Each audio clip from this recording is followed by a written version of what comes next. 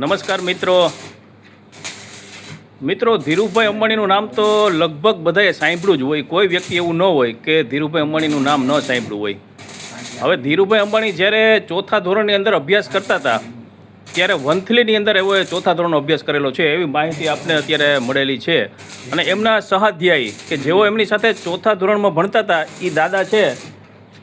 શું નામ છે દાદા તમારું? બાબુભાઈ પૂંજાભાઈ સંચાણિયા. બાબુભાઈ પૂંજાભાઈ સંચાણિયા કે જેઓ રવની ગામના રહેવાસી છે અને મૂળ વંથલી ગામ તમારું. અને વંથલીની અંદર તમે ધીરુભાઈ અંબાણીની સાથે ભણતા? હા, ભેગા મને ચોથા ધોરણમાં. તો બાપા પાસેથી થોડીક આપણે માહિતી મેળવીએ, કારણ કે આઠમણા રહેતું, મોટું આઠમણા રહેતું. એમ? હા. બાપાની ઉંમર અત્યારે લગભગ 92 વર્ષ થયા ને તમારે? 96 વર્ષ થયા છે.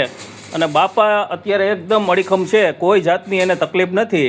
અને અત્યારે જો અચાનક મને અહીંયા મારા મિત્રની એક પરમાસનવાળી હગે. હા, મારા મિત્રની અત્યારે અહીંયા કોવિડ ઉપર મને ભેગા થઈ ગયા છે અને બાપા એને વાત કરવાની ખૂબ મજા આવી. એટલે મને એવું થયું કે આપ સૌ મિત્રો સાથે આ દાદાની જે વાત છે એ શેર કરું. જો આ છે દાદા. દાદા કયો ધીરુભાઈ અંબાણી તમારા ભેગા ભણતા ને એના વિશેની થોડીક વાત કરો અમને.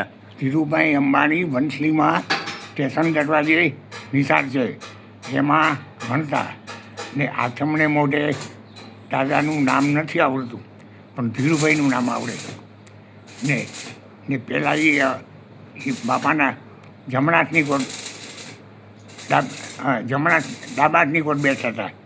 ડાબાટની કોટ બેઠા હતા એટલે અમે એને વાતું ચીતું કરાવીએ ને એટલે માસ્ટર દાદાને ખબર પડી ગઈ એટલે એને ઉઠાડીને પોતાના જમણાથની કોટ લઈ લીધો ધીરિયાની.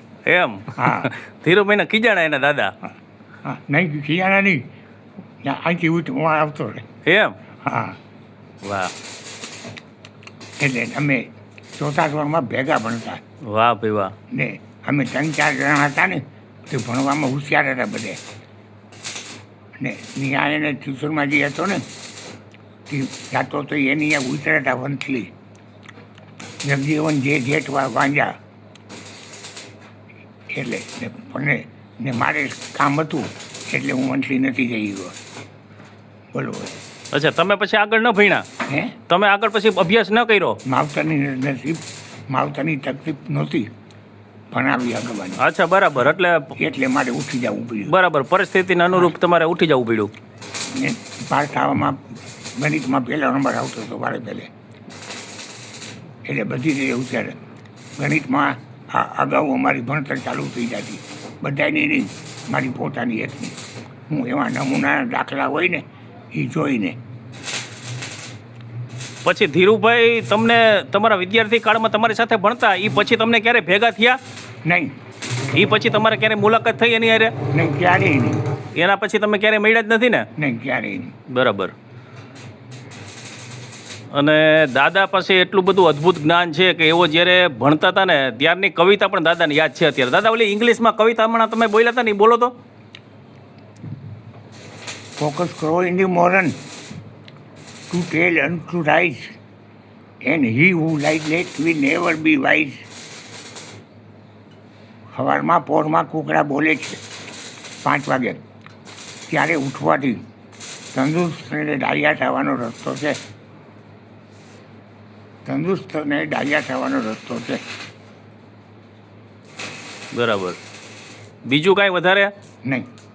કવિતા કોઈ એવું ગીત કોઈ તમારું તમારા વખતનું નહીં? જો આ દાદાની ફિટનેસ અત્યારે 96 વર્ષે એવી છે કે દાદા આપણી નજર સામે જો અત્યારે પદ્માસન કરી છે. આપણે અત્યારે યુવાન હોવા છતાં પણ આ આસન કરી શકતા નથી અને દાદા 96 વર્ષની વયે જો પદ્માસન કરીને બેઠા છે. વાહ દાદા, તમારું ફિટનેસ એટલે ફિટનેસ છે. આનું રહસ્ય શું છે? જમવામાં શું તમે બધું જમી લ્યો? પોહાઈ એમ? બધું ભાવે?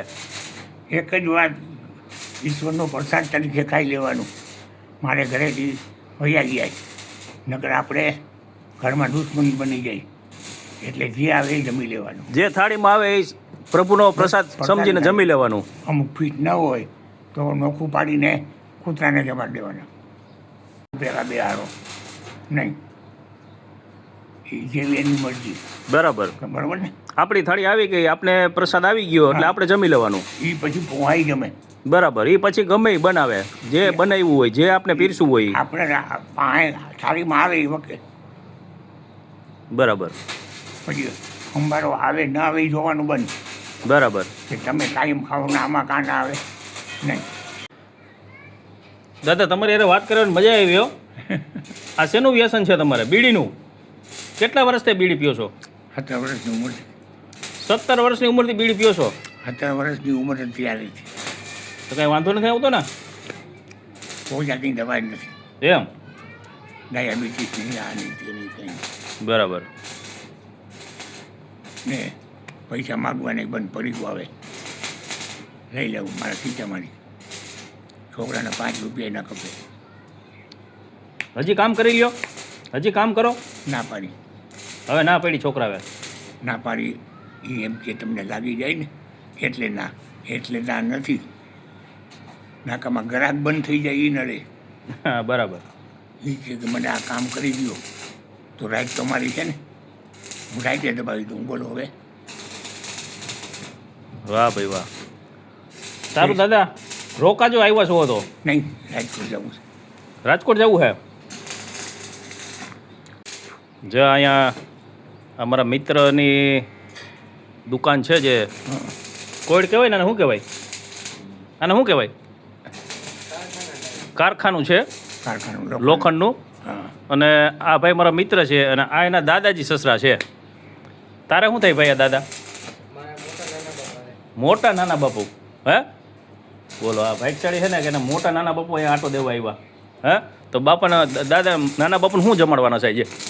નાના બાબા માટે એને યોગ્ય લાગે તે પૂછ્યું તો એને દાળ ભાતનું કીધું. દાળ ભાત?